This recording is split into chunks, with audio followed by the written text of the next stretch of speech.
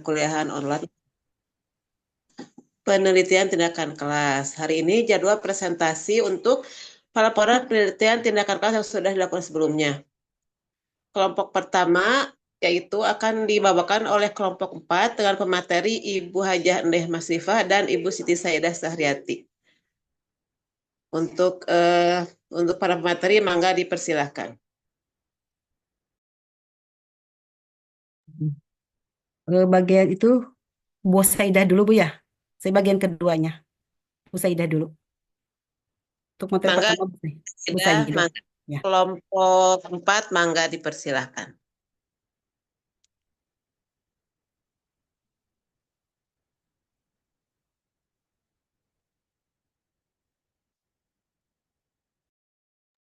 Bu Saidah, Bu Saidah udah ada belum? Halo?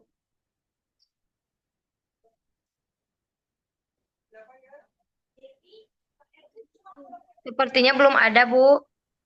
Bunda dimulai aja, nggak apa-apa, nanti Bu Saidah nyusul. Ah,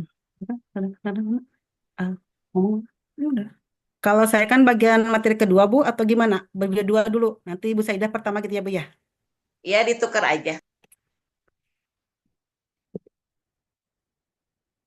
Bismillahirrahmanirrahim. Saya ke bagian materi kedua, nanti Bu Saidah nyusul bagian pertamanya ya. Baiklah, saya akan membacakan materi berikutnya, yaitu poin kedua, yaitu bagian pembahasan. Jadi upaya meningkatkan pemahaman siswa pada pelajaran akidah akhlak. Bu Hajah, punten. Melalui apa Bu? Dari pertama aja, jadi ditukar pembahasannya Oh, begitu. oh ya Yang balik ya. pertama.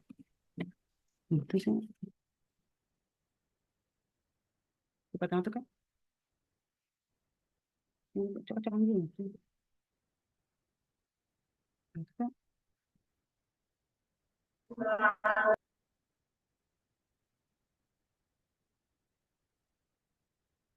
Baiklah, di sini saya akan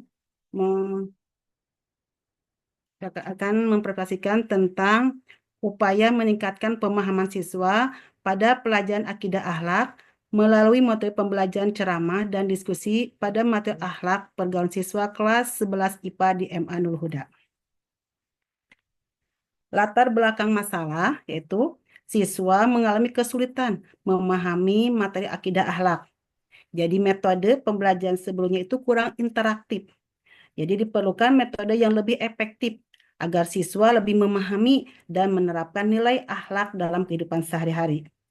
Di sini saya memberikan metode ceramah dan PPT-nya metode jalanin, diskusi. Bu. PPT-nya jalankan.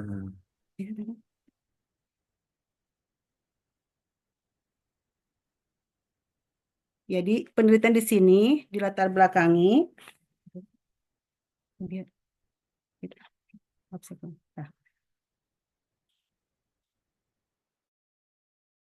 satu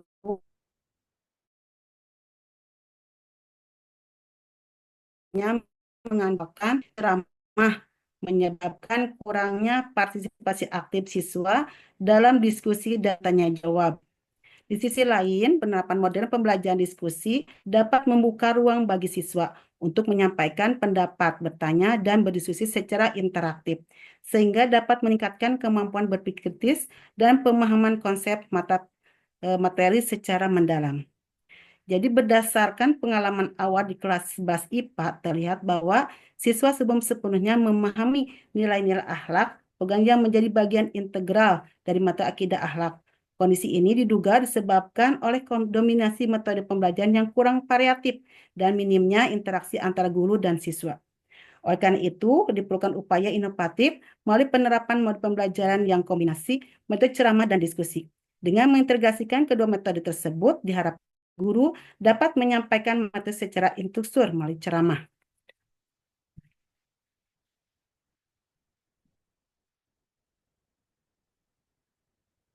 Batasan masalah yaitu kami mengambil materi tadi yaitu bagaimana penerapan model pembelajaran yang memadukan metode ceramah dan diskusi pada materi akhlak pergaulan dapat meningkatkan pemahaman siswa.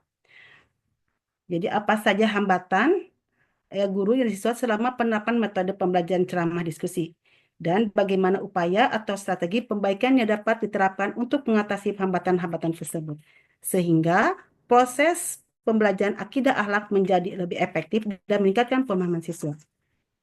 Ya tujuannya yaitu untuk mengetahui sejauh mana penerapan model pembelajaran yang memadukan metode ceramah dan diskusi dapat meningkatkan pemahaman siswa kelas 11 IPA terhadap materi akhlak. Dan dua, untuk mengidentifikasi hambatan-hambatan yang muncul selama proses pembelajaran. Tiga, untuk mengevaluasi meningkatnya hasil belajar siswa setelah penerapan metode pembelajaran.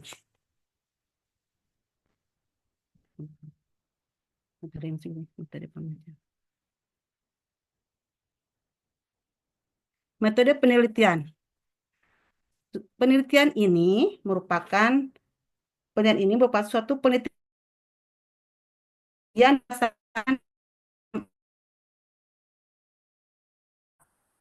peserta 2 orang dari siswa 15 siswi dan 5 orang siswa perempuan. Waktu penelitiannya pada bulan Februari.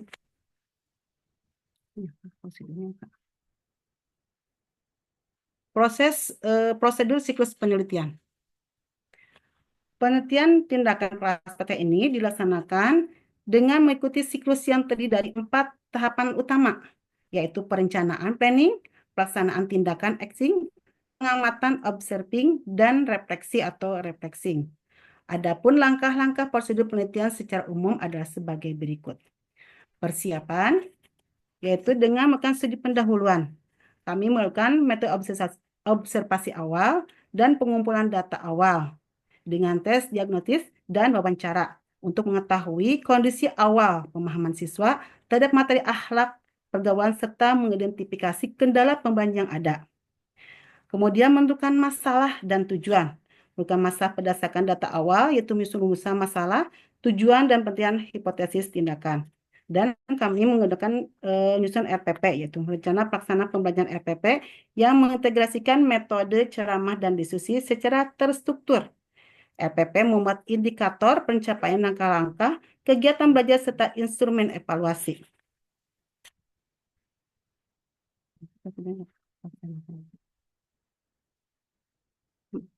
Bagian berikutnya yaitu tentang prosedur siklus penelitian. Pelaksanaan tindakan acting siklus penelitian. Guru menyampaikan materi akhlak pergaulan melalui metode penceramah.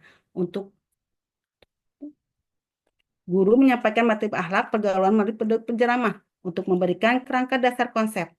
Dilanjutkan dengan sesi diskusi kelompok di mana siswa diberikan kesempatan untuk bertukar pendapat, mengajukan pertanyaan, dan mendiskusikan contoh-contoh penerapan nilai akhlak dalam pergaulan sehari-hari.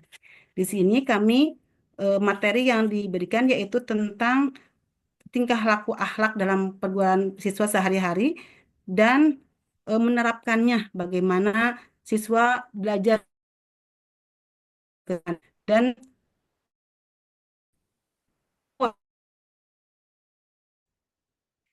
kami juga memberikan umpan balik mengevaluasi hasil diskusi dan mengarahkan diskusi kembali bila terjadi penyimpangan dari topik. Siklus selanjutnya itu hasil pengamatan refleksi dan siklus pertama dilakukan pembelajaran misalkan menyampaikan waktu dan strategi pengelompokan dan teknik fasilitas diskusi. Siklus ini dapat diulang sehingga indikator keberhasilan.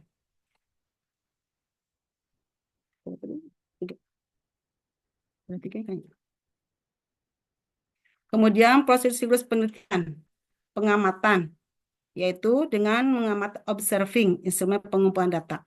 Di sini kami menggunakan lembar observasi, yaitu memberikan pertanyaan kepada siswa tentang sebagaimana pemahaman mereka tentang akhlak sehari-hari, yaitu akhlak baik, yaitu berbicara jujur, dan cara mengaplikasikannya dalam kehidupan sehari-hari. Dan dokumentasi, itu mengumpulkan data pendukung berupa foto, rekaman, video jika memungkinkan. dan refleksi analisis hasil. Setiap siklus data dikumpulkan hasilnya. Pada siklus pertama itu masih ada kendala kurangnya pemahaman siswa. Dan siklus kedua, alhamdulillah pencapaian maksimal. Jadi siswa dalam bisa mengaplikasikannya dan ada kendala kan pertama di sub pertama itu siswa itu susah untuk mengutarakan apa kendala yang mereka hadapi. Dalam sisi kedua mereka bisa mengutarakan apa-apa yang mereka kurang dipahami. Kemarin kan kami tentang akhlak. Di antara ada sebagian siswa itu dia bertanya tentang akhlak ini apa namanya penyakit hati. Padahal kami sebelumnya tidak membahas penyakit hati, tapi mereka ada yang bertanya apa katanya perbedaannya tentang penyakit hati itu tentang iri dan sum'ah. Kami dengan senang hati menjelaskannya tentang perbedaan antara pengertian iri hati eh, tentang sum'ah dan eh,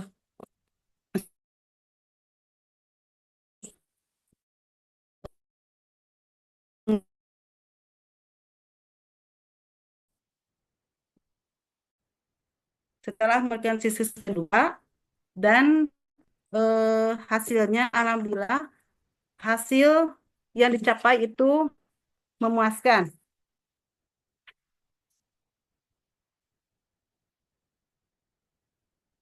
Bagaimana Bu Kos, Ibu Siti udah datang belum? Maaf, dalam penyampaiannya saya kan belum persiapan, jadi persiapannya bab kedua, jadi kurang ininya begitu menguasai materinya, maaf ya Pak dosen. Lanjut Ibu aja apa gimana Bu? Oh, Bu Sitinya ada? Ada. Siti Siti mangga. ada. Ya. Bu Siti bagian Iya. hasil penelitian pembahasan aja. Baik, di sini saya akan melanjutkan pemaparan dari Ibu Haji Andeh tadi. Sebagaimana tadi yang sudah dijelaskan oleh Bu Haji Andeh bahwa penelitian tindakan kelas kami itu dilakukan dengan cara ceramah dan diskusi dan tanya jawab. Kemudian pembahasan di sini berdasarkan teori. Model pembelajaran ceramah dan diskusi mengacu pada prinsip pembelajaran aktif yang menekankan keterlibatan siswa dalam memahami dan menganalisis suatu materi. Jadi sesudah kami melakukan penelitian tindakan kelas ini, melakukan 2 siklus itu, kami melihat bahwa siswa sangat antusias setelah kami melakukan pembelajaran dengan metode ceramah dan diskusi dan tanya jawab ya. Kemudian berdasarkan teori tersebut dapat katakan bahwa penerapan kombinasi ceramah dan diskusi dalam pembelajaran akidah akhlak yang telah memberikan hasil yang positif sesuai dengan prinsip pembelajaran yang efektif. Kemudian hasil penelitian dan pembahasan. Analisis hasil penelitian. Penelitian tindakan kelas ini dilakukan untuk meningkatkan pemahaman siswa terhadap materi akhlak pergaulan melalui model pembelajaran ceramah dan diskusi. Berdasarkan hasil penelitian yang dilakukan dalam beberapa siklus tadi, ditemukan bahwa model pembelajaran ini berdampak positif terhadap pemahaman siswa tersebut. Pada siklus pertama masih ditemukan beberapa kendala, seperti kurangnya partisipasi siswa dalam diskusi dan masih adanya siswa yang pasif saat ceramah berlangsung. Namun setelah dilakukan perbaikan dalam siklus kedua, pemahaman siswa semakin meningkat, ditunjukkan dengan peningkatan nilai evaluasi dan keaktifan mereka dalam diskusi. Jadi dalam siklus kedua kami melakukan tanya jawab dengan siswa dan di situ kami melihat ada beberapa siswa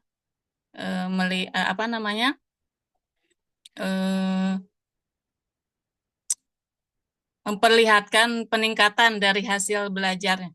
Nah, di sini dapat dilihat bahwa peningkatan hasil belajar dapat dilihat dari yang pertama nilai rata-rata siswa yang mengalami peningkatan di setiap siklusnya. Yang kedua, keaktifan siswa dalam bertanya dan berdiskusi semakin meningkat. Yang ketiganya, siswa lebih mampu mengaitkan materi akhlak pergaulan dengan kehidupan mereka sehari-hari. Jadi, materi yang kami sampaikan itu bisa mereka aplikasikan ke dalam kehidupan mereka sehari-hari begitu. Kemudian, hasil penelitian dan pembahasan kami dalam refleksi terhadap tindakan. Refleksi dilakukan untuk mengevaluasi efektivitas tindakan yang telah diberikan.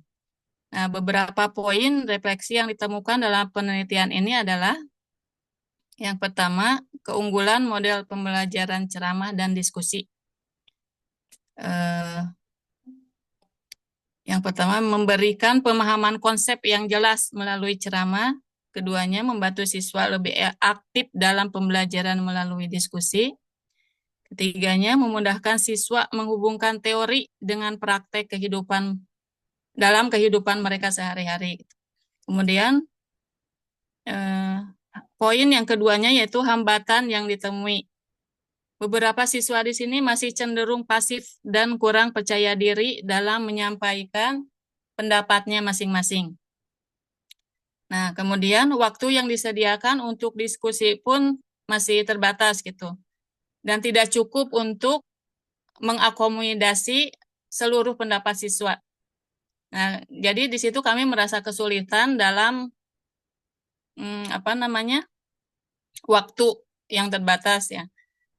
Yang harusnya kami menyampaikan banyak materi ini cuman dikasih waktu, mungkin waktu itu 1 jam kurang lebih ya, 1 jam. Untuk siklus selanjutnya kami hanya dikasih waktu 30 menit atau setengah jam. Karena waktu itu bentrok sama mahasiswa yang lain yang kebetulan lagi KKN di sekolah tersebut gitu kan. Nah, hasil penelitian selanjutnya yaitu poin ketiga, upaya perbaikan yang dilakukan. Guru lebih mendorong partisipasi aktif dengan memberikan pertanyaan-pertanyaan sebagai pancingan kepada siswa tersebut. Kemudian, penggunaan media pembelajaran yang lebih interaktif seperti studi kasus atau tayangan video pendek. Nah, seharusnya kan kalau memungkinkan kita bisa memakai Infocus begitu ya. Karena ini keterbatasan sekolahnya juga mungkin tidak menyediakan fasilitas tersebut.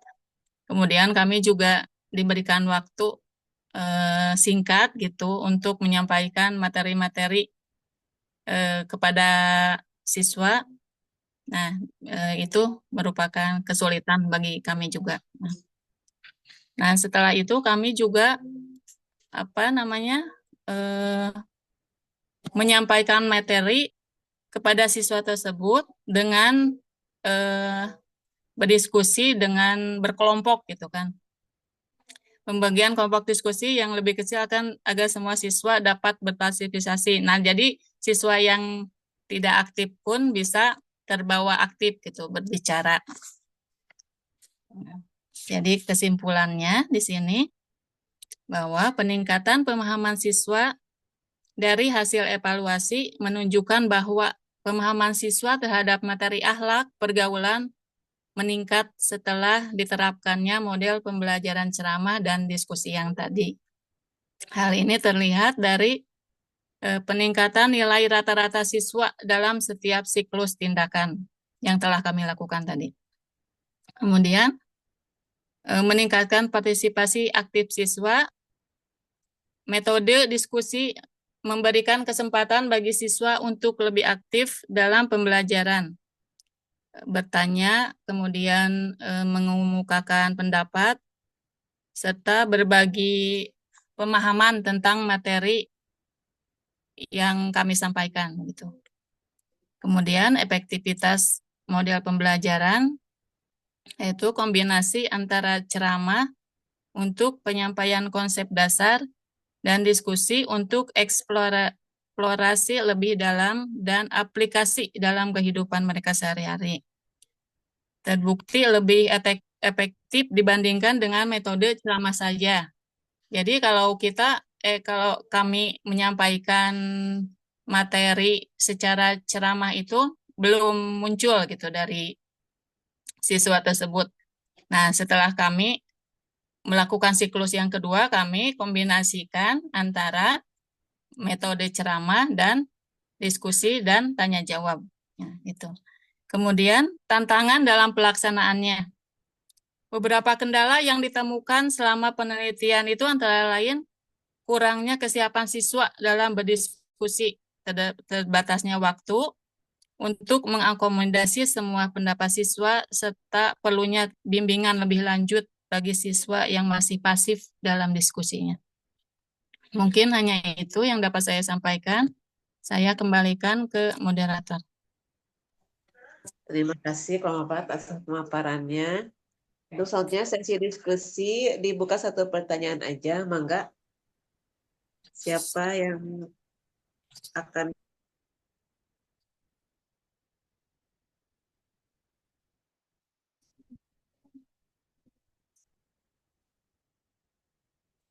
Dilanjut aja dulu, Bu. Nanti pertanyaannya disiapkan. Ya. Dilanjut aja dulu. Kelompok berikutnya.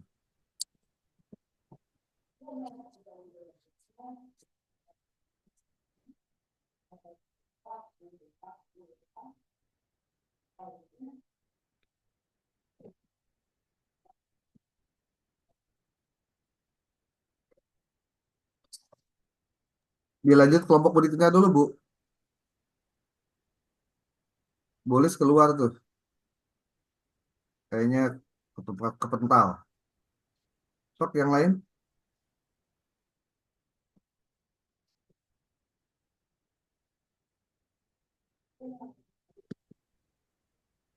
Assalamualaikum warahmatullahi wabarakatuh. Waalaikumsalam. Alhamdulillah wassyukurillah, kita lanjut lagi ke kelompok 11 ya. Di mana saya Yadi Saputra akan memandu jalannya presentasi kelompok 11 yang terdiri dari Ibu Aidah sama Teh Fauziah, di mana beliau mengangkat judul penerapan metode diskusi dan konsep MAP untuk meningkatkan pembelajaran partisipasi aktif siswa dalam pembelajaran fikih materi tentang zakat di SDN Babakan Pari. Untuk lebih lanjutnya, kami persilahkan pemateri pertama yaitu Bu Aidah. Kepadanya kami persilahkan.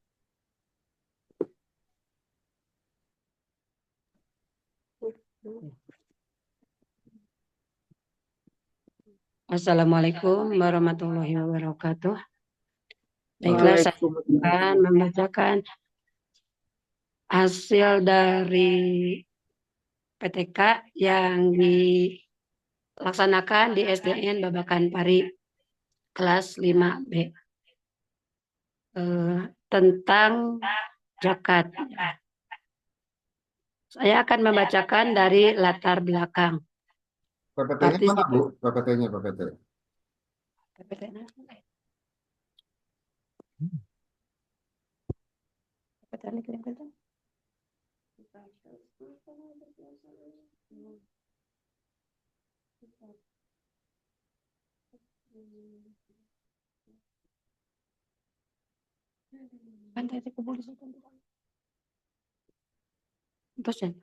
Ya, saya akan lanjutkan ya dari latar belakang. Partisipasi aktif siswa tentang materi zakat masih rendah. Pembelajaran fikih tentang materi zakat menggunakan metode ceramah kurang efektif. perlu strategi pembelajaran yang Mbak Ida, interaktif.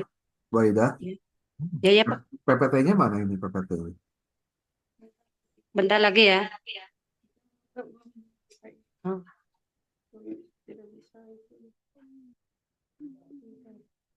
Iya. Tadi kan kamu boleh satu.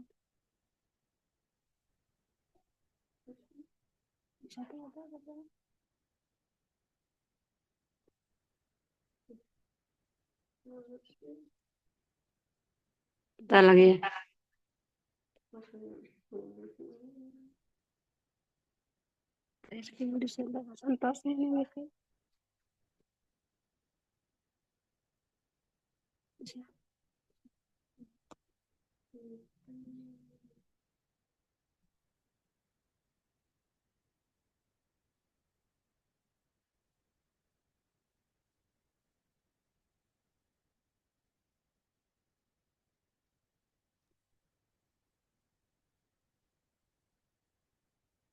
Mohon maaf Kang, nggak bisa untuk ngirim filenya. Mungkin ada yang bisa bantu.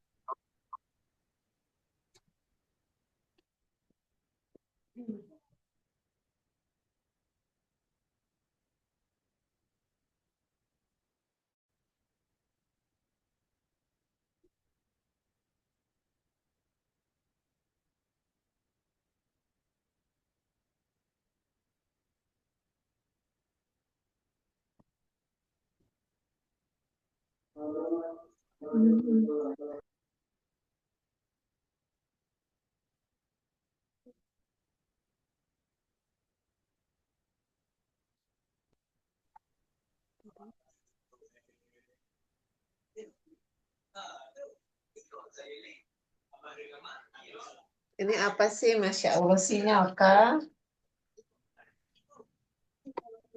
Ini kenapa lagi?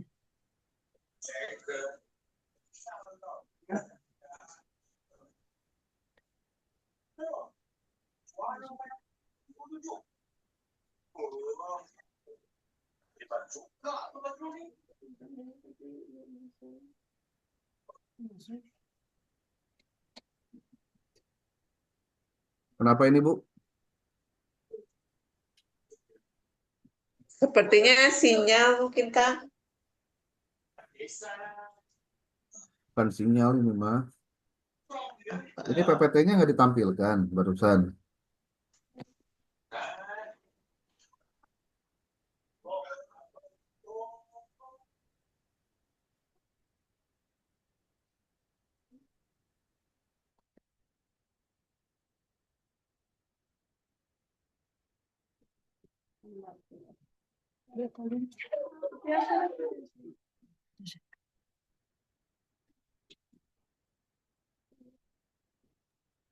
Ayo dong, gimana nih?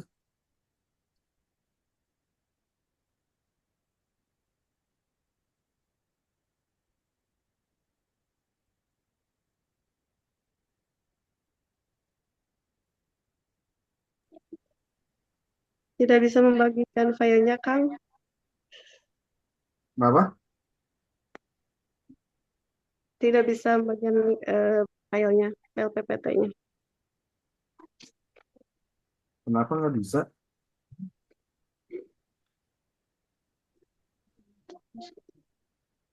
Itu ada ya.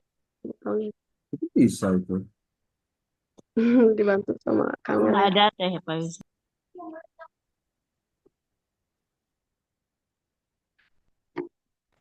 Udah itu bukan. Ya, itu. Diulang lagi ya. Coba ini lakukannya presentasi bukan membaca ya. Dan yang paling penting itu poin-poin dari aktivitas Anda. Gambarnya juga saya belum lihat ini. Nggak ada fotonya apa gitu, gimana. Ini kan pengalaman kita. Bagian yang mana ini?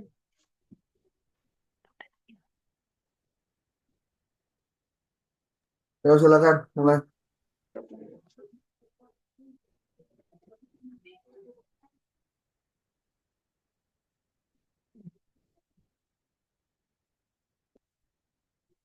warahmatullahi wabarakatuh.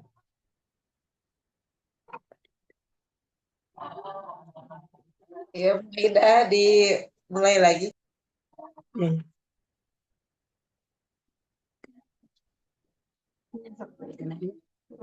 Ya.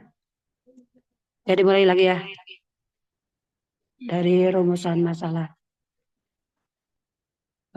Berdasarkan latar belakang yang telah diuraikan, maka rumusan masalah dalam penelitian ini adalah sebagai berikut.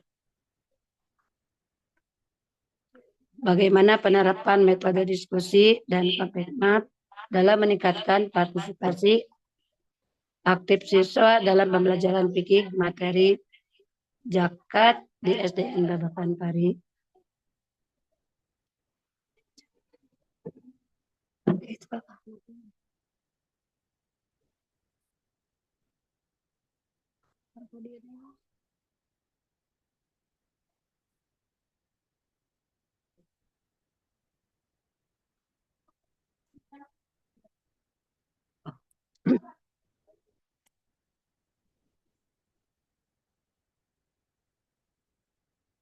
Untuk mengatasi permasalahan tersebut, perlu diterapkan metode pembelajaran yang telah teraktif dan mampu meningkatkan keterlibatan siswa dalam proses belajar.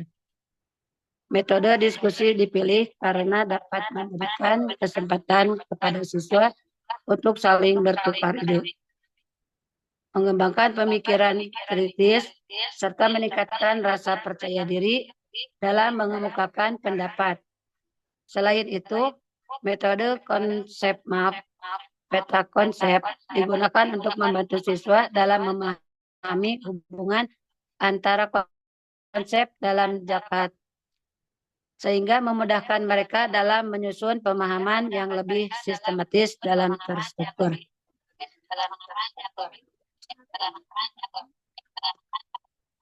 Melalui penelitian tindakan kelas atau PTK ini, diharapkan diperoleh strategi pembelajaran yang lebih inovatif dan efektif dalam meningkatkan keterlibatan siswa dalam pembelajaran fikih. Selain itu, hasil penelitian ini diharapkan dapat menjadi referensi bagi guru-guru lain dalam mengembangkan metode pembelajaran yang lebih menarik dan sesuai dengan karakteristik peserta didik. Kajian teori dan pustaka. Kajian teori tentang variabel masalah. Dalam penelitian ini terdapat dua variabel utama, yaitu partisipasi aktif siswa, variabel terkait, metode diskusi, serta konsep map, variabel bebas. Partisipasi aktif siswa dalam pembelajaran. Partisipasi aktif dalam pembelajaran mengacu pada keterlibatan siswa secara langsung dalam proses belajar mengajar, baik secara fisik, mental, maupun emosional.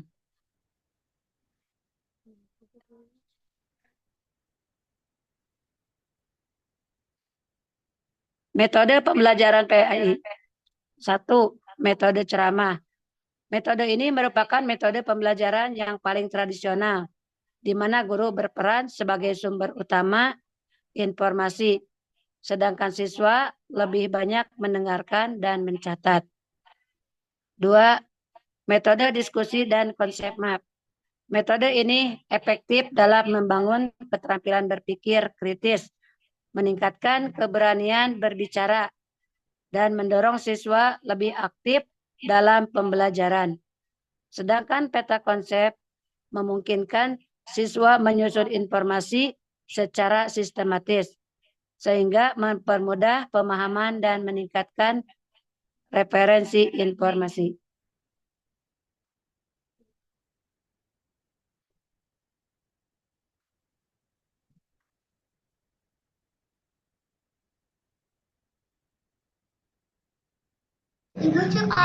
Kerangka berpikir. 1. Kondisi awal masalah yang dihadapi, metode ceramah. Siswa cenderung pasif dan kurang terlibat dalam proses pembelajaran. B. interaksi antara guru dan siswa terbatas. C. Pemahaman siswa terhadap konsep zakat kurang optimal. D. Siswa kurang termotivasi untuk aktif bertanya, berdiskusi, atau mengungkapkan pendapat.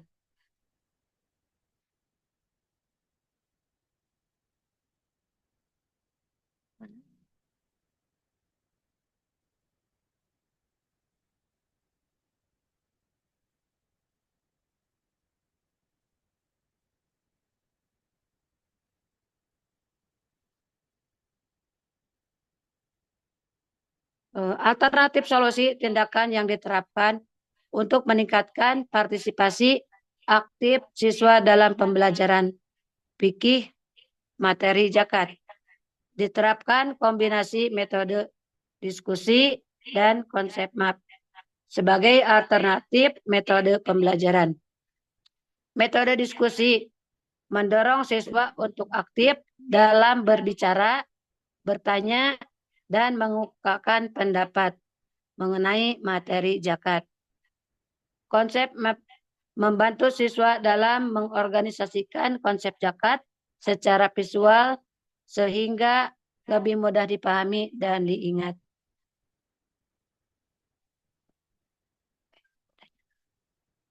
Ya, itulah yang saya diteliti di sekolah SDN Babakan Pari. Saya kembalikan kepada moderator. Alhamdulillah, alhamdulillah telah dipaparkan oleh Bu Aida.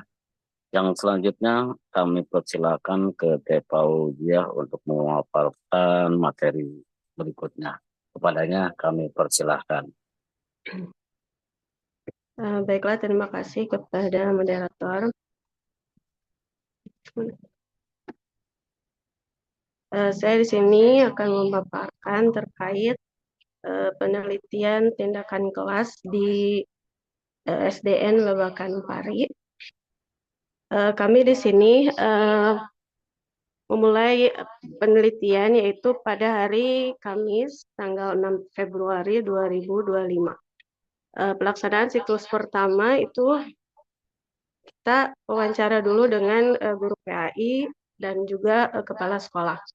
Dan kami menanyakan beberapa masalah terkait pembelajaran PAI di kelas 5 tersebut. Dan guru PAI mengatakan bahwa anak-anak sangat sulit dalam pembelajaran PAI. Nah, dari situ saya mengamati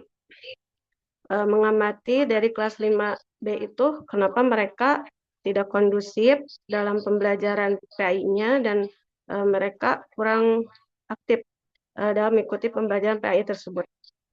Nah, setelah saya amati, ternyata kelas 5B ini pembelajaran PAI itu masuk sesudah pembelajaran PJOK dan juga setelah istirahat.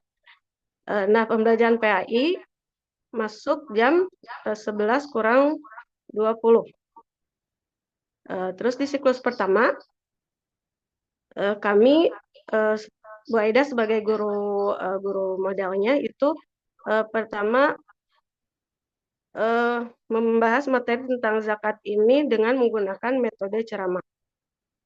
Nah, saya mengamati ketika guru model tersebut sedang menjelaskan materi tersebut, ternyata anak-anak kurang kondusif dan anak-anak kurang aktif. Partisipasinya itu kurang aktif dalam pembelajaran PAI tersebut. Nah, kami setelah sebelum memulai pembelajarannya, guru model yaitu memberikan soalan terkait materi zakat tersebut. Nah, ternyata anak-anak masih belum memahami tentang materi zakat tersebut. Guru model menggunakan pembelajaran PAI untuk menyampaikan materi tentang zakat yaitu dengan menggunakan metode ceramah. Nah, di sini anak-anak ketika guru model sedang menyampaikan materinya, anak-anak ternyata kurang kondusif. Dan penggunaan metode ceramah, anak-anak itu jadi pasif gitu. Mereka tidak fokus dalam pembelajarannya, tidak fokus mendengarkan apa yang disampaikan oleh guru. Nah, saya di sini yaitu setelah siklus pertama dan memberikan pretest dan posttest kepada anak-anak, mereka ternyata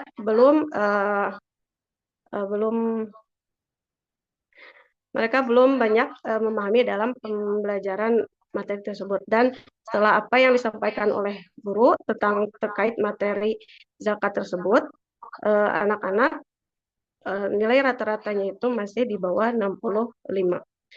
Nah, untuk selanjutnya kami di sini menggunakan metode diskusi dan juga peta konsep. Kami menggunakan metode tersebut dikarenakan melihat partisipasi anak memang kurang. Pas pembelajaran PAI tersebut, mereka itu memang ya mungkin karena capek setelah pembelajaran PJOK dan juga setelah istirahat juga. Jadi minat mereka belajar PAI itu sangat kurang dan sangat tidak aktif gitu. Nah, di siklus kedua kami menggunakan metode diskusi dan juga metode konsep map. Siswa dari kelas 5B ini jumlahnya ada 32 siswa dan kami membagikan masing-masing kelompok itu menjadi 4 kelompok. Nah, di sana mereka setelah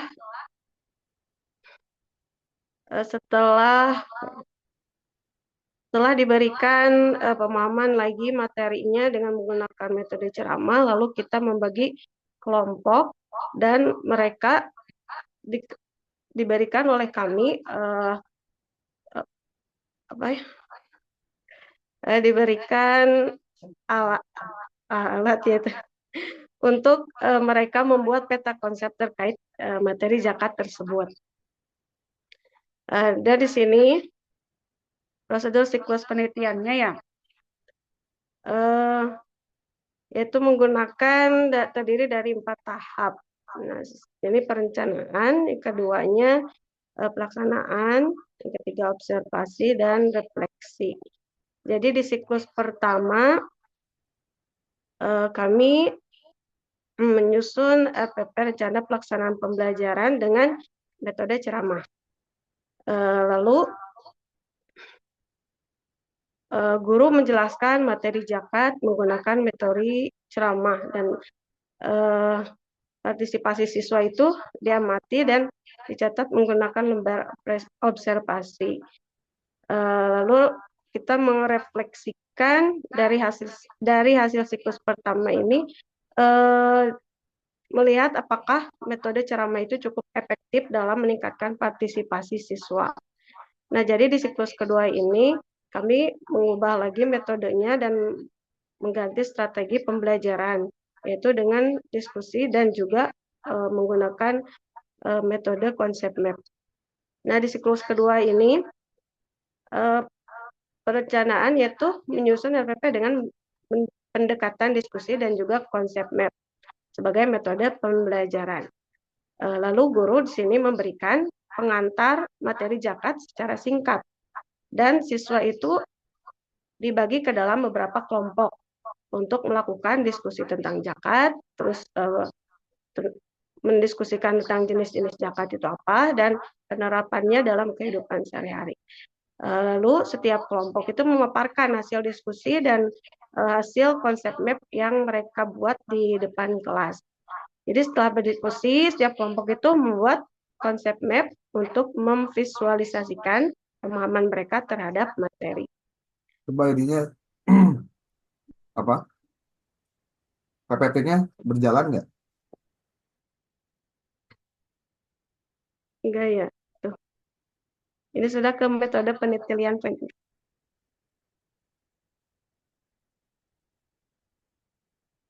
Ini sudah di prosedur penelitian, Kang. Ya, gitu. Ya, Lanjut ya. Di sini indikator keberhasilannya.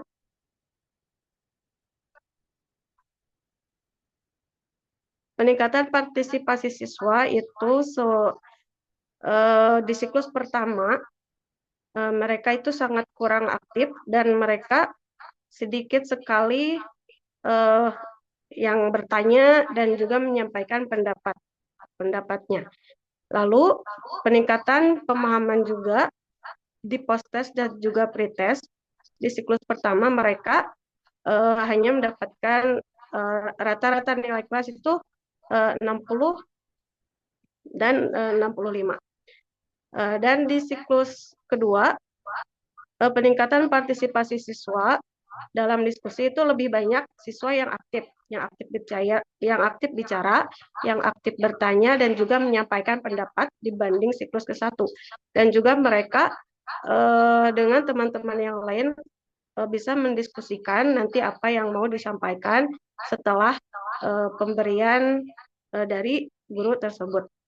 Lalu di siklus kedua peningkatan pemahaman juga dari hasil post-test dan pre-test sangat meningkat.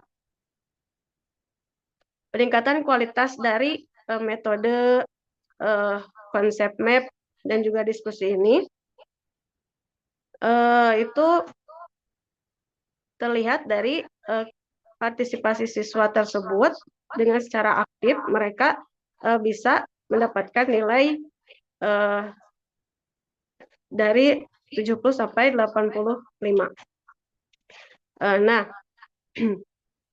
jadi peningkatan kualitas konsep map ini jika peta konsep yang dibuat siswa lebih lengkap dan juga menunjukkan pemahaman yang lebih baik terhadap materi JAKA tersebut. Selanjutnya,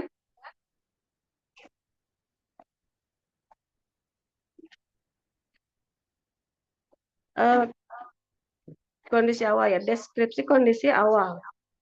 Jadi sebelum tindakan penelitian kelas dilakukan, kondisi awal pembelajaran fikih itu di kelas 5B SDN Babakan Pari menunjukkan beberapa permasalahan yang menjadi fokus penelitian, yaitu khususnya terkait partisipasi aktif siswa. Jadi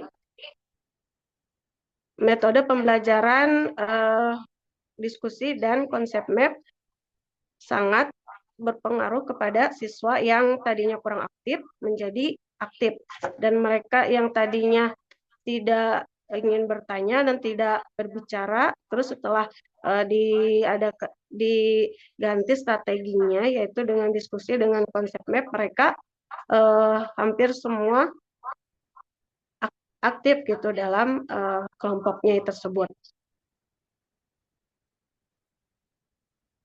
Lalu dari pelaksanaan siklus kedua ini setelah melakukan refleksi pada siklus ke-1 ditemukan bahwa metode ceramah itu kurang efektif dalam meningkatkan partisipasi aktif siswa. Oleh karena itu pada siklus kedua dilakukan revisi dalam perencanaan dengan menerapkan metode diskusi dan juga konsep map untuk meningkatkan interaksi antara siswa dengan guru dan juga antara siswa dengan siswa yang lain. Berdasarkan hasil refleksi dari siklus pertama ini,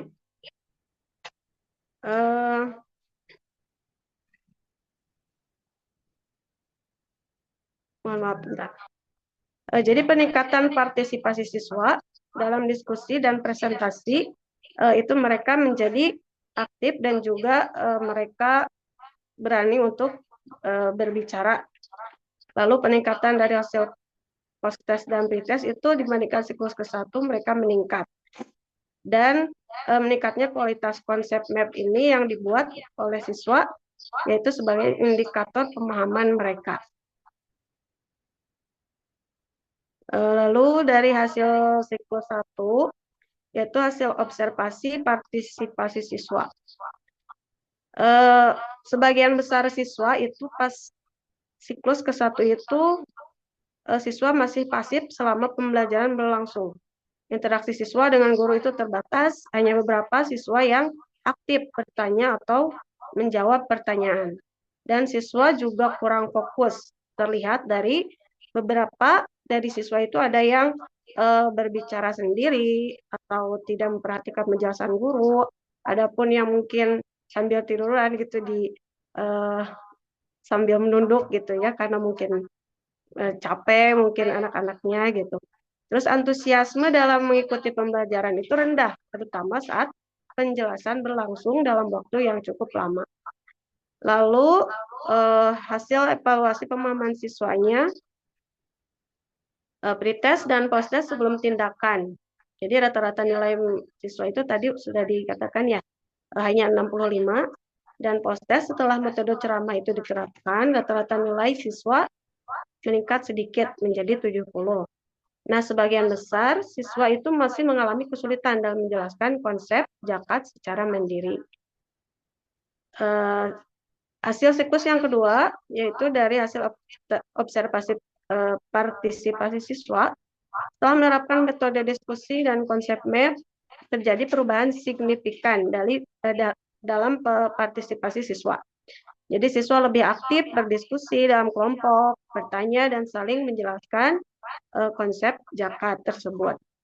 Dan interaksi antara siswa juga meningkat, baik dengan gurunya juga dengan sesama temannya. Lalu siswa lebih fokus dan antusias terutama saat mereka membuat konsep map sebagai hasil diskusi kelompok mereka. Dan setelah pembagian kelompok dan mereka membuat peta konsep dari materi zakat tersebut, mereka mempresentasikan dan menunjukkan hasil peta konsep mereka yang telah dibuat dan mereka memaparkannya di depan kelas. Lalu hasil evaluasi pemahaman siswanya di siklus 2 ini, posttest dan pretest itu setelah metode diskusi dan metode konsep map diterapkan, rata-rata nilai siswa meningkat menjadi 80. Menunjukkan peningkatan pemahaman mereka yang lebih baik dibandingkan dari siklus pertama. Nah, dari refleksi siklus kedua, dibandingkan dengan siklus 1, metode diskusi dan konsep map terbukti lebih efektif dalam meningkatkan partisipasi aktif dan pemahaman siswa terhadap materi zakat. Lalu perbandingan hasil siklus 1 dan hasil siklus kedua. Di siklus pertama partisipasi siswa itu rendah, hanya beberapa siswa yang aktif bertanya, aktif berbicara gitu ya. Dan interaksi siswa juga di siklus pertama itu minim. Komunikasi dengan guru juga mereka tidak berani gitu ya, mungkin tidak. Lalu antusiasmenya di siklus pertama itu rendah, siswa itu cepat bosan karena tadi menggunakan metode ceramah. Dan pemahaman dari konsep yang dijelaskan itu kurang mendalam dan banyak siswa masih bingung juga. Dan di siklus kedua, partisipasi siswa itu tinggi, hampir semua siswa itu terlibat aktif karena tadi dibagi ke beberapa kelompok, terus mereka mendiskusikannya hasil pembelajaran tersebut. Dan interaksinya itu meningkat, banyak diskusi dan tanya jawab juga. Dan antusiasme dari siswa tersebut sangatlah tinggi. Siswa lebih menikmati juga pembelajaran yang guru sampaikan. Lalu dalam pemahaman konsepnya lebih baik dibanding dengan metode ceramah. Siswa itu mampu menjelaskan konsep zakat dengan jelas karena tadi dengan menggunakan metode konsep tersebut. Jadi dari tabel di atas terlihat bahwa pada siklus pertama nilai rata-rata siswa hanya meningkat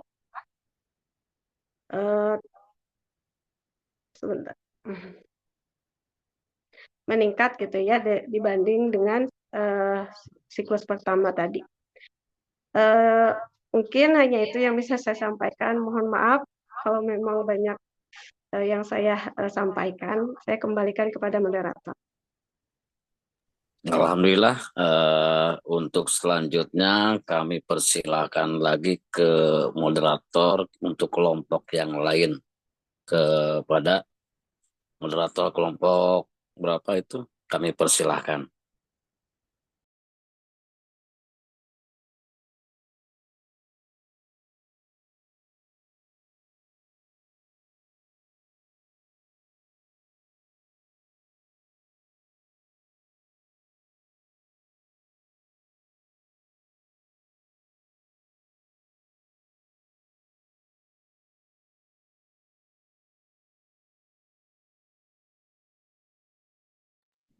Wah, mangga wah.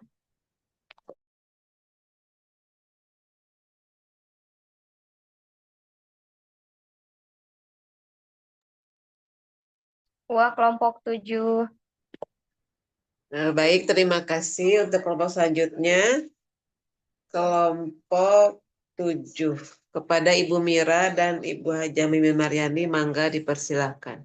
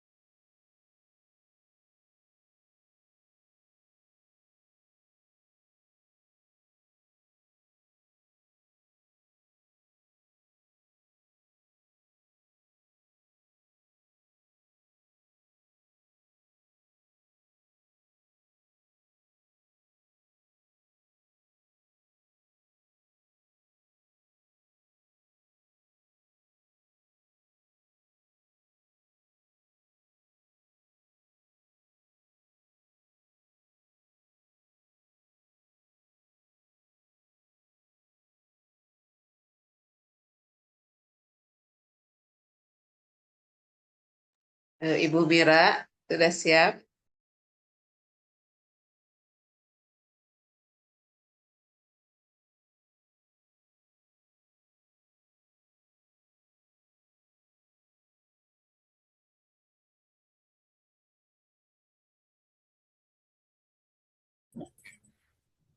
Iya, Bu Lis. Itu kan moderatornya UA ya? Gak apa-apa, langsung aja udah. Oh iya, iya. Iya. Udah deh.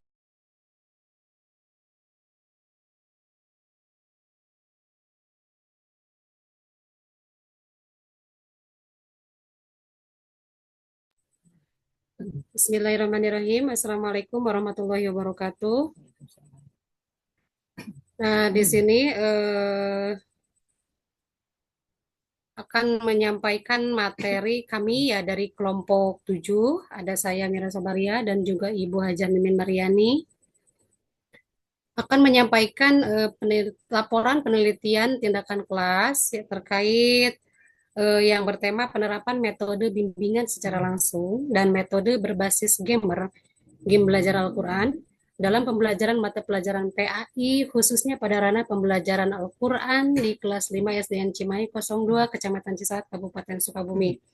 Nah, penyampaian materi yang pertama akan disampaikan oleh rekan saya, Ibu Haja Mimaryani. Kepada Ibu Haja dipersilahkan.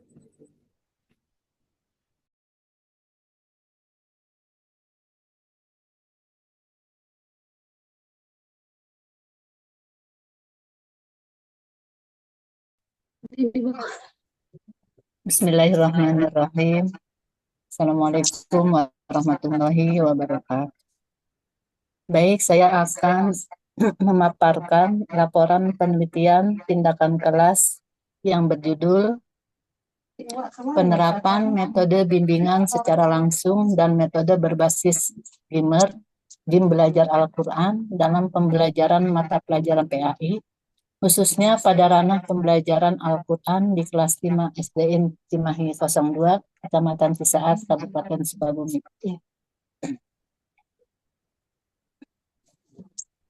Latar belakang. Kurangnya keaktifan siswa dalam pembelajaran Al-Quran, metode pembelajaran pembimbingan secara langsung kurang efektif untuk menarik minat siswa.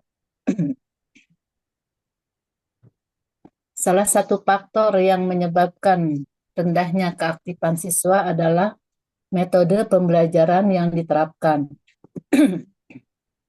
Metode bimbingan secara langsung yang selama ini digunakan dalam pembelajaran Al-Quran seringkali dianggap monoton dan kurang menarik bagi siswa, terutama bagi siswa yang berada dalam usia yang membutuhkan pendekatan yang lebih dinamis dan interaktif. Pendekatan tradisional yang cenderung mengutamakan teori dan hafalan tanpa mengintegrasikan elemen-elemen yang menyenangkan dan menarik bisa mengurangi motivasi dan minat siswa dalam mempelajari Al-Quran. Perlu media pembelajaran berbasis GIMER, GIM Belajar Al-Quran. Metode GIMER, GIM Belajar Al-Quran dapat meningkatkan ketertarikan minat siswa dalam pembelajaran.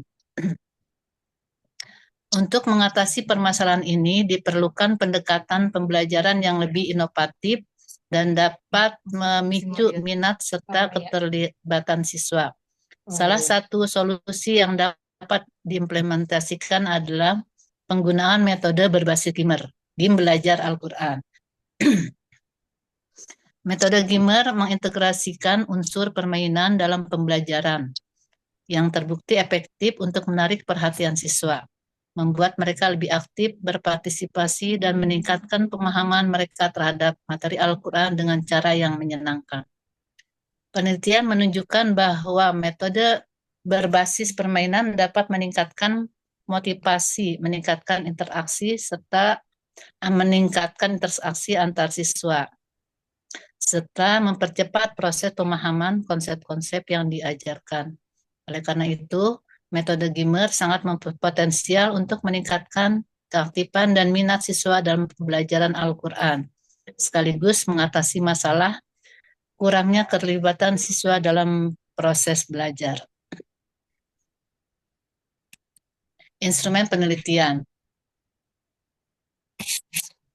Tujuan penelitian yaitu untuk mengukur efektivitas dan ketertarikan minat siswa dalam penerapan teknik pembelajaran bimbingan secara langsung dan teknik pembelajar GIMER, GIM Belajar Al-Quran dalam pembelajaran Al-Quran pada siswa kelas 5 SDN Cimahi 02 Babakan Tipar, Kecamatan Cisaat, Sukabumi.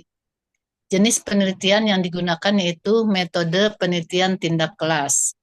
Data yang dikumpulkan, hasil pengamatan terhadap proses belajar mengajar, hasil tes atau evaluasi pembelajaran siswa, dan angket mengenai minat dan motivasi siswa. Metode pengumpulan data, observasi, angket untuk siswa dan guru, wawancara dengan guru PAI, RPP, dan daftar hadir siswa. Analisis data, data dianalisis secara deskriptif untuk mengetahui apakah penerapan bimbingan secara langsung dan penerapan teknik pembelajaran GIMER mampu meningkatkan ketertarikan minat siswa terhadap pembelajaran Al-Quran di kelas 5. Demikian pemaparan dari saya, akan dilanjutkan oleh sahabat Bu Mirah.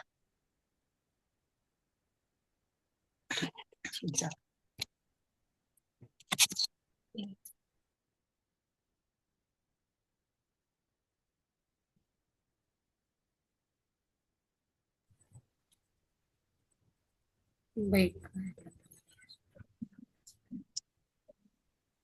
Baiklah, terima kasih banyak kepada Ibu Hajan Min Maryani yang sudah menyampaikan materi yang pertama. Selanjutnya ke materi tentang siklus penelitian ya. Nah, di dalam siklus penelitian ini dalam siklus penelitian ini kita itu menggunakan waktu kurang lebih 3 minggu ya. Yang minggu pertama pelaksanaan prasiklus dan juga menyiapkan dan merencanakan atau menyiapkan instrumen-instrumen penelitian, tindakan kelas untuk kegiatan di kegiatan siklus 1 gitu ya. Minggu keduanya itu pelaksanaan siklus 1 dan dilakukan evaluasi refleksi hasil dari pembelajaran di siklus 1. Kemudian di minggu ketiga yaitu pelaksanaan siklus 2 ya. Nah, di prasiklus kita melakukan observasi dan juga wawancara dengan guru PAI terkait masalah atau kendala-kendala yang ada di siswa terkait pembelajaran dalam mata pelajaran PAI khususnya dalam ranah Al-Quran ya. Setelah itu di minggu kedua berikutnya di siklus 1, nah kita melakukan tindakan penelitian kelas ya menggunakan metode pembelajaran bimbingan secara langsung terhadap siswa yaitu seperti membimbing membaca Al-Quran, juga menerangkan makna dari ayat Al-Quran tersebut ya. Nah, setelah selesai pembelajaran, siswa diberi angket, satu siswa 1 lembar, untuk kemudian diisi angket tersebut, yaitu angket minat dan motivasi siswa guna untuk bahan evaluasi atau refleksi ya. Nah, sedangkan observer mengisi lembar pengamatan tindakan guru mengajar yang sedang melaksanakan pengajaran gitu. Mengisi lembar pengamatan tindakan guru. Nah, lembar ini digunakan untuk mengamati aktivitas guru pengajar selama pembelajaran berlangsung di siklus 1. Nah, kemudian minggu ketiga kita melakukan siklus 2, yaitu menggunakan metode gamer ya, atau game belajar Al-Quran. Nah, di sini kita membuat suatu game yang menarik untuk siswa. Contohnya kemarin kita itu memakai game kayak bikin suatu kayak game permainan gitu. Anak-anak itu siswa disuruh bernyanyi bareng-bareng. Nah, di waktu gimana ya? Selesai nyanyi dia dipotong pas di-cut pas nyanyi tersebut. Nah, nanti si siswa itu dikasih kayak balpen atau apa untuk dikasih gimana ya? Di estafet ya ke temannya. Nah, nanti pas lagu itu kan di-cut. Nah, itu nanti si siswa siapa yang memegang balpen tersebut gitu. Nanti siswa tersebut akan dikenakan sanksi. Disuruh untuk membaca ataupun menerangkan makna dari ayat Al-Quran yang sedang kita pelajari gitu mungkin ya. Nah, setelah pembelajaran gamer tersebut, siswa diberi angket untuk mengisi angket minat dan motivasi guna untuk evaluasi dan refleksi. Nah, sedangkan observer mengisi lembar pengamatan aktivitas siswa selama pembelajaran berlangsung. Nah, si observer ini mengamati siswa, apakah siswa itu dalam pembelajaran metode gamer ini menarik atau tidak gitu ya. Ya, nanti sama observer diamati langsung diisi angket tersebut. Nah, hasil penelitian data peningkatan keaktifan dan ketertarikan siswa dalam 2 siklus tersebut ya. Dan di siklus 1 kita memakai metode pembelajaran bimbingan secara langsung. Nah, di siklus 1 ini bisa dilihat ya di PPT-nya, 60% siswa aktif dan tertarik mengikuti pembelajaran Al-Quran dengan menggunakan metode bimbingan secara langsung tadi ya. Nah, sedangkan di siklus kedua, nah ini hampir 90% siswa aktif dan tertarik mengikuti pembelajaran Al-Quran dengan menggunakan metode gamer yang tadi ya. Nah, ini bisa dilihat di grafiknya ya, di grafik siklus penelitian. hasil dan pembahasan. Nah, adapun tujuan yaitu menganalisis hasil penelitian tindakan kelas setelah menggunakan teknik pembelajaran gamer, game belajar Al-Quran. Ya. Metode penelitian kelas dilaksanakan dalam 2 siklus, siklus 1 dan siklus 2, dengan refleksi angket minat dan motivasi siswa dan juga angket untuk guru. Indikator keberhasilan yaitu peningkatan efektivitas dan ketertarikan siswa kelas 5 dalam pembelajaran Al-Quran. Nah, jadi kesimpulan daripada materi kita kali ini terkait tadi ya, yang judulnya itu terkait ini ke atas aja nanti.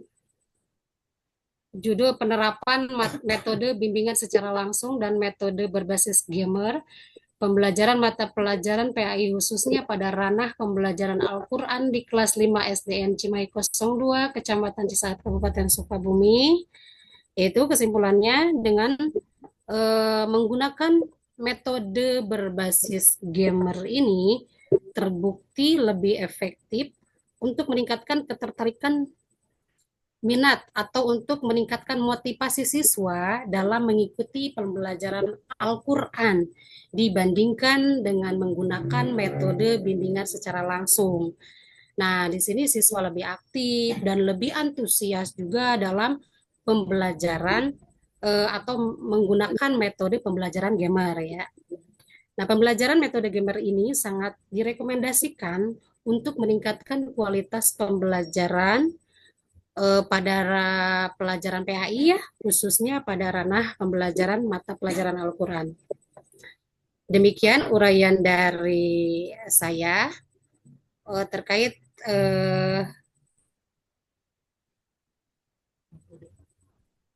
terkait judul kita ya, judul kita di kelompok 7 ini yaitu tentang penerapan metode bimbingan secara langsung dan metode berbasis gamer atau game belajar Al-Quran dalam pembelajaran mata pelajaran PAI khususnya pada ranah pembelajaran Al-Quran di kelas 5 SDN Cimahi 02, Babakan Tilparus, Kecamatan Cisaat, Kabupaten Sukabumi. Terima kasih kepada semuanya atas segala perhatiannya. Mohon maaf bila ada masih banyak kekurangannya dan terima kasih juga kepada dosen kita Bapak Dr. Haji Mulyawan SNMMPD dan juga kepada rekan-rekan sahabat kelas kerjasama semua. Untuk penyampaian materi saya cukupkan demikian. Saya kembalikan kepada moderator.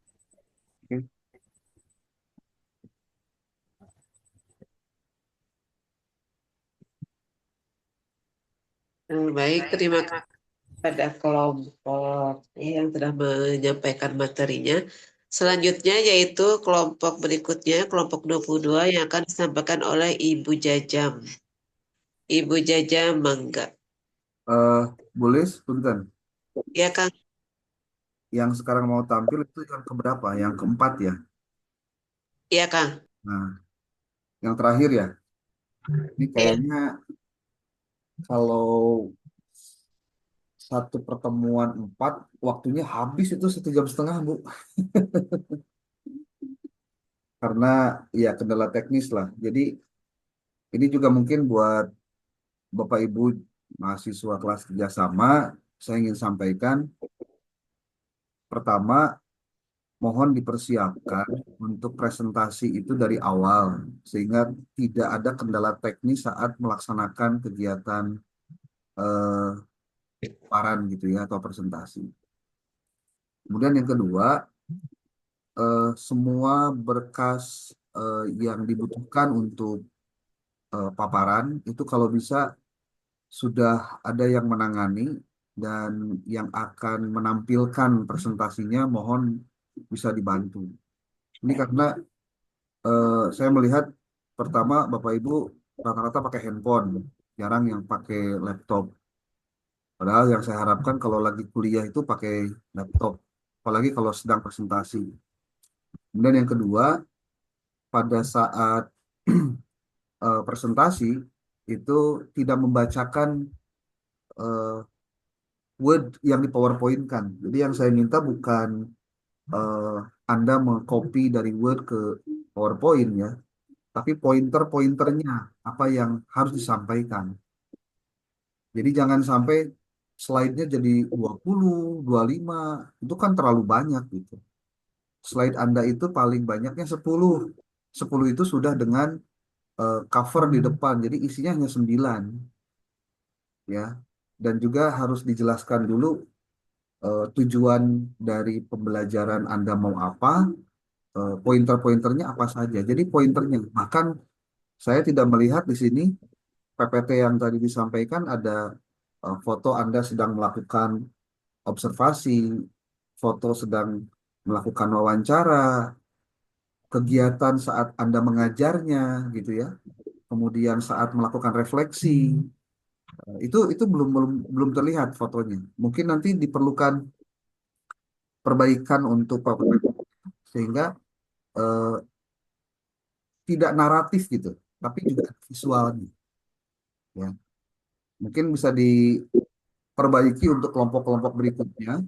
Jadi Bu Lis mohon ke teman-temannya untuk memperbaiki PPT-nya lagi. Jadi mungkin PPT-nya ada dua, Bu. PPT pertama adalah PPT untuk bahan presentasi yang jumlahnya mungkin hanya 10 slide. Yang kedua ada PPT yang mungkin itu lengkap dari mulai awal sampai dengan akhir. Mungkin jumlahnya bisa beberapa puluh halaman. Nah, yang PPT yang 10 slide ini juga ditambahkan dengan foto-foto yang bisa membuat audiens yang mendengarkan atau yang menyimak presentasi Bapak Ibu itu juga memiliki cara pandang dan fantasi yang lain terkait dengan apa yang dilakukan oleh kelompok tersebut. Belum lagi kan ini ada tanya jawab juga belum ini, ya. Tanya jawab juga belum, sementara tanya jawabnya ini berkaitan dengan apa? Kalau ada pertanyaannya, itu berkaitan dengan eh, apakah yang didapatkan saat melaksanakan PTK itu Anda mendapatkan eh, kendala atau apa yang menyebabkan contoh eh, nilai atau hasil belajarnya menurun atau partisipasinya menurun. Jadi perlu saya sampaikan begini Bapak Ibu, hasil PTK itu tidak selalu tanda petik tidak melulu harus setiap siklusnya naik. Tidak. Ini mohon diperhatikan. Jadi kalau ternyata Anda melakukan prasiklus, kemudian ada siklus 1, pas masuk siklus 2 ternyata menurun, maka itu yang harus disampaikan oleh Bapak Ibu. Jadi yang paling penting dari sebuah PTK itu bukan hasil. Yang diharapkan dari sebuah PTK itu adalah prosesnya, Bapak Ibu. Jadi kita itu nanti bisa memberikan komentar, analisis, masukan, itu berdasarkan eh, arah dari proses yang dilakukan oleh Bapak Ibu. Ya, jadi mohon diperhatikan sekali ini, mohon diperhatikan sekali. Dan saya kan juga belum melihat laporan keseluruhan dari laporan Bapak Ibu.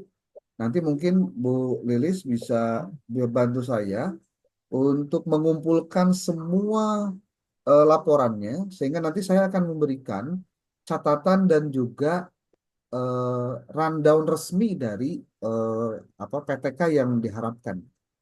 Belum lagi saya menjelaskan terkait dengan bagaimana membuat artikel ilmiahnya, gitu. Nah, ini juga menjadi kendala tersendiri. Mungkin saya perlu hadir langsung. Mungkin di minggu depan kalau tidak ada halangan, saya akan hadir secara langsung di kelas hari Sabtu ya, hari Sabtunya. Jadi nanti saya minta jadwal siapa gitu, apa yang Kang Nasir biasanya suka lebih fleksibel untuk nanti saya bisa masuk di jadwal beliau untuk di kelas bertemu dengan Bapak Ibu. Gitu. Mudah-mudahan bulan puasa tidak menghalangi Bapak Ibu untuk terus beraktivitas, terus positif. Insya Allah. Ya, Insya Allah, Kang. jangan sampai puasa jadi alasan lulus gitu. Udah KBG lulus ya, untuk lulusnya bulan puasa mah gitu kan. Begitu Bapak Ibu. Dan saya berharap Bapak Ibu yang hari ini memiliki tugas untuk bertanya, itu silakan untuk memberikan pertanyaannya di grup, ya. Mau disampaikan kepada kelompok berapa, dan saya berharap pertanyaannya tidak sama, tapi bervariasi. Dan mohon juga untuk kelompok-kelompok yang ditanya atau yang sekarang tampil, untuk nanti menyampaikan jawabannya juga sama di grup, untuk Bapak Ibu bisa menjelaskan bagaimana pertanyaan itu dijawab. Nah, sebelum itu mungkin kepada Bu Ulis, saya minta tolong ditulis juga di grup, kalau misalkan sudah ada Word-nya atau Excel-nya lebih bagus. Yang pertama, daftar nama mahasiswa yang tiap kelompok. Kemudian yang kedua, judulnya apa? Itu judulnya apa? Kemudian yang ketiga, khusus untuk bagian kolom ketiga itu adalah jenjangnya apa? SD, SMP, SMA, aliyah atau apa gitu. Kemudian yang terakhir itu adalah kapan saja waktu pelaksanaan PTK-nya. Ini supaya clear ya. Jadi kolomnya ada 4 atau ada 5 terserah. Yang penting ada yang tadi nomor, nama kelompoknya, kelompok 1 namanya siapa saja, lalu judulnya apa, kemudian jenjangnya apa, kemudian waktu pelaksanaannya kapan. Nah, saya minta juga foto-foto kegiatan itu juga dibuatkan sebuah folder khusus di samping laporan, gitu Bapak Ibu. Ya. Karena sekarang sudah pukul 9.29, saya juga tidak mau mengambil jatah dosen lain, itu bisa zolim ya, gitu. Jadi mungkin untuk pertemuan sekarang kita cukup di 3 kelompok dulu ya, Bu Elis. Kelompok yang lain menyesuaikan. Jadi kalau misal Bapak Ibu menampilkan satu kelompok 10 menit saja, berarti kan kita hanya butuh 40 menit. Ketika butuh 40 menit, maka ada sisa waktu kalau misalkan 1 jam, 1 jam setengah, maaf, berarti ada 50 menit untuk diskusi. Jadi maksud saya, eh, kalau semua itu kita tepati, maka jadwal itu akan tepat gitu. Apalagi dengan media Zoom ini, Bapak Ibu. Ya. Jadi kalau misal masuknya telat, terus terkendala teknis, PPT-nya juga belum ditampilkan atau belum ada yang membantu menampilkan. Terus juga si audiens eh, presenternya belum siap gitu dengan melakukan paparan. Nah, itu kan banyak kendala-kendala yang harus diantisipasi. Jadi kita belajar dari pengalaman hari ini bagaimana melakukan sebuah proses presentasi dari hasil riset Bapak Ibu, karena apa yang dilakukan oleh Bapak Ibu di lapangan buat saya adalah sesuatu yang berharga, ya, berharga. Jadi jangan dianggap bahwa Bapak Ibu ketika ke lapangan, ketika Anda melakukan PTK itu tidak ada dampaknya. Bukan. Justru bagi saya, ketika Bapak Ibu melakukan aktivitas ke lapangan, lalu melakukan praktik dan juga melakukan PTK, buat saya ini adalah sebuah kemajuan yang mungkin tidak dilakukan di mata kuliah lain, ya. Dan Bapak Ibu, saya berharap, mohon maaf kalau di bahasa penelitian, boleh salah kalau penelitian itu Bapak Ibu, tapi yang pasti jangan sampai bohong. Kalau bohong, berarti kualitas dari riset Anda itu sudah mencederai. Jadi kebohongan itu mencederai praktik positif dari sebuah penelitian. Begitu. Jadi mohon Bapak Ibu semua bisa mengikuti ya, termasuk juga mungkin bagi mereka yang belum bisa on kamera sampai hari ini, saya juga nggak tahu nih harus seperti apa ngomongnya ya. Ini yang belum on kamera. Kalau saya di Bandung, di UIN, saya sudah ngomong dari awal. Anda yang on kamera, saya keluarkan dari Zoom. Saya begitu, Bu. Anda yang tidak on kamera, saya keluarkan dari Zoom. Atau Anda tetap masuk di Zoom, tapi saya anggap tidak hadir. Gitu. Karena apa? Kita berharap kegiatan kuliah itu kita apresiasi dengan apresiasi tinggi dari kita sendiri, Bapak Ibu. Siapa yang akan menghargai proses kuliah ini kalau bukan kita sendiri, Bapak Ibu? Ya. Jadi kalau misal Bapak Ibu masih belum bisa menyesuaikan aktivitas yang lain, mungkin sekarang saya minta Bapak Ibu bikin jadwal ya, bikin jadwal di rumah hari apa, contoh hari Jumat nih sekarang jam 8 sampai 9.50 Anda kuliah mata kuliah ini simpan di belakang di belakang pintu, kemudian orang lain yang lihat, biarin orang tahu bahwa Anda lagi kuliah. Anda tulis di situ jangan ganggu, sedang kuliah online. Jadi tidak ada alasan gitu. Jangan sampai maaf, saya sering mendengar atau melihat kita masih belum bisa respect dengan kuliah ini hanya karena online, jadi masih bisa bari nyeuseum gitu nya, bari gogoreh gitu tuh. Sama jadi ibunya. Bari mengerjakan yang lain lah. Mungkin perlu pemahaman bersama dan ini tidak mungkin kalau Bapak Ibu tidak saling dengan Kita saya harus gitu nah. Iya mana juga pencetnya. untuk menjaga suasana kuliah biar nyaman Bapak Ibu ya, yang masih belum di mute gitu si ininya, tolong disesuaikan lah. Saya berharap Bapak Ibu kuliah online itu adalah bagian dari cara kita belajar, bukan lagi solusi pembelajaran Bapak Ibu, tapi kuliah online adalah cara bagaimana kita belajar. Kesempatan belajar itu tidak bisa didapatkan setiap orang. Maka buat kita yang hari ini ada kesempatan belajar, yuk kita manfaatkan betul agar manfaatnya bisa terasa oleh kita. Bapak Ibu jangan kira ketika Bapak Ibu hanya mendengar paparan dari tiap kelompok begitu, nggak aneh, gitu-gitu aja. Tapi coba perhatikan bagaimana usaha mereka. Maksudnya usaha dari tiap kelompok ketika paparan itu, mereka harus ke lapangan, mereka harus nyusun perencanaan, mereka harus komunikasi dengan kepala sekolahnya, ngobrol dengan gurunya, melaksanakan pembelajaran PTK-nya, lalu menyusun PPT-nya. Buat saya yakin, yakinnya itu bukan persoalan mudah itu. Bukan persoalan mudah. Jadi Anda sudah ke lapangan, Anda mau ngetik dengan segala keterbatasan yang dimiliki oleh semua, ini bukan persoalan mudah.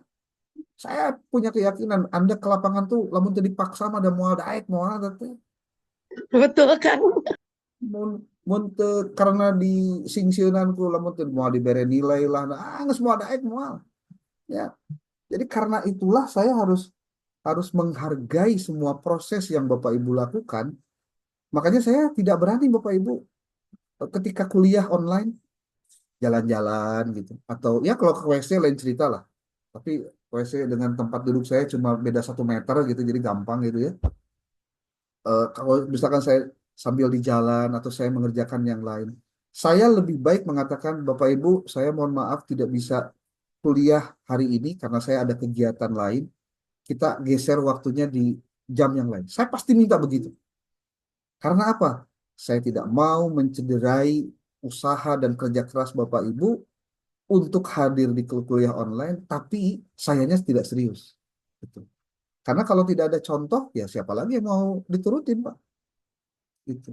Makanya, Bapak Ibu, kita akan berhadapan dengan suasana yang berubah, yang berbeda dengan masa lalu, zaman dulu kita waktu sekolah dulu ya. Ayeuna mah kuliah nage bisa diimah bari cicing, bari mungkin nyawa ucing lah, cawan terserahnya. Tapi semuanya memang karena perubahan itu pasti terjadi, Bapak Ibu. Makanya saya sangat berharap kita satu mengapresiasi semua usaha yang sudah dilakukan oleh teman-teman kita yang mau presentasi. Apa tidak stres ketika memang ada kendala teknis? Stres, Bu. Aduh ya kunaon teu hurung, aduh ya kunaon teu muka, aduh ya kunaon bla bla bla. Kalau bukan yang terbiasa mah pasti stres. Kenapa? Karena ada tuntutan lain bahwa ketika online itu dia harus siap dengan segala sesuatunya. Mungkin karena ini belum terbiasa, Bapak Ibu mungkin suatu saat harapan saya, cobalah biasakan kalau misal ada tawaran Bapak Ibu untuk kuliah, untuk webinar atau untuk mendengar atau untuk belajar dari webinar-webinar online, sing sering Bapak Ibu. Nanti kita akan terbiasa dengan bagaimana menyikapi waktu, bagaimana kita menyikapi aktivitas ketika webinar, etika-etika yang harus dimunculkan pada saat kita melakukan webinar ataupun juga perkuliahan online. Sehingga nanti akan terbangun tuh karakter kita ketika kuliah online. Gitu. Jadi Bapak Ibu, terima kasih hari ini.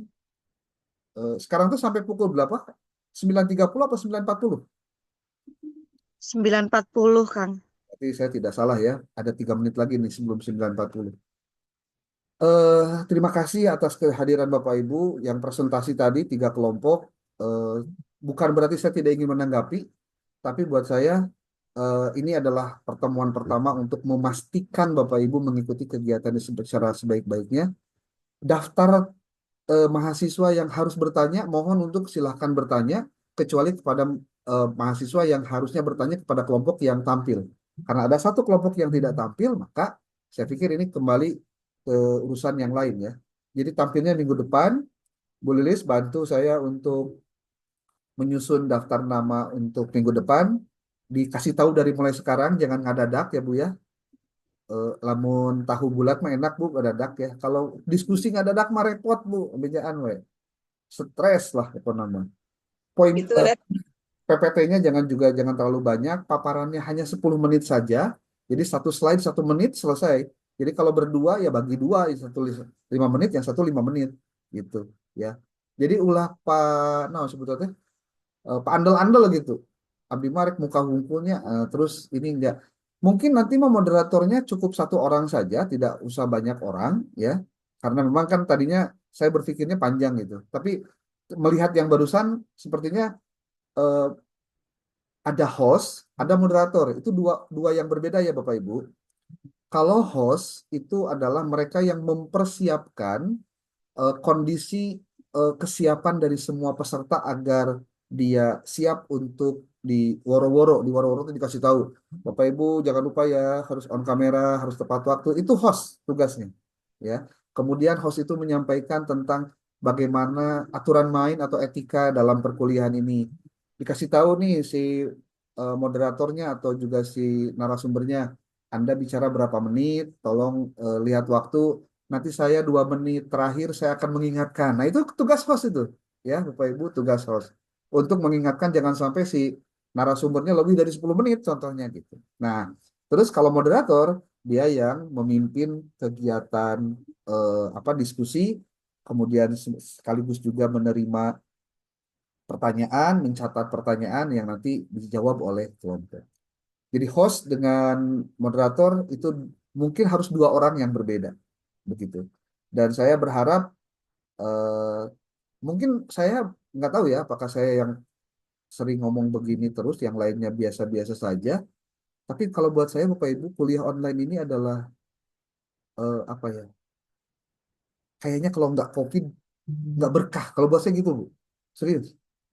Bapak Ibu percaya nggak? Saya dulu ketika bukan dulu ya, sekarang termasuk sekarang di UIN Pak. Saya di UIN sekarang. Di UIN itu kuliah bulan puasa wajib online. Bayangkan Bapak, wajib online. Kenapa kok? Karena ada kebijakan efisiensi Pak, Bu. Ya, ada kebijakan efisiensi. Jadi semua dosen itu dan mahasiswa itu online. Bapak Ibu, buat saya yang tinggal di Sukabumi, terus Aina online, kuliahnya di Bandung, buat semua berkah Pak. Jadi saya tinggalkan keluarga, bayangkan. Jadi karena keberkahan itu, maka saya harus mengapresiasi bahwa ini kuliahnya harus benar gitu. Nggak boleh biasa-biasa. Nggak boleh hanya sebatas sambil lalu. Nggak bisa. Karena kita sedang kuliah, makanya saya bilang, kalau saya ngajar hari Rabu itu saya full Bu. Dari jam 6.50 sampai jam 18.00, itu 6 kelas saya ngajar. Hari Rabu sekarang ini. Masya Allah. Hari Rabu saya nggak kemana-mana, standby saja, duduk, canggel, pokoknya mau bari ngopi, bari minum, bari jalan-jalan. Itu saya lakukan. Kenapa? Karena saya sangat mendapatkan keberkahan ketika dengan online ini. Nah, Bapak Ibu juga sama. Bapak Ibu kebayang telah kuliah kudu ngikutin reguler, kudu 5 hari gitu. Ya boga budak, boga salaki, boga pemajikan, Iya kan? lupa. Akhirnya kebijakan ukur 2 hari, hiji online, hiji offline. Waduh, berkah banget Pak. Berkah. Lebih mudah ya Kak. Iyalah, Anda bisa mengirit waktu, mengirit biaya juga. Dan buat saya ini adalah kebaikan. Bapak Ibu, terima kasih. Silakan pertanyaannya ditulis. Udah lebih 2 menit, mohon maaf. Haturkan maaf saya kepada dosen selanjutnya karena waktunya terpakai 2 menit. Terima kasih. Billahi taufiq wal hidayah. Wal muwaffiq ila aqwamit thoriq. Assalamualaikum warahmatullahi wabarakatuh. Waalaikumsalam.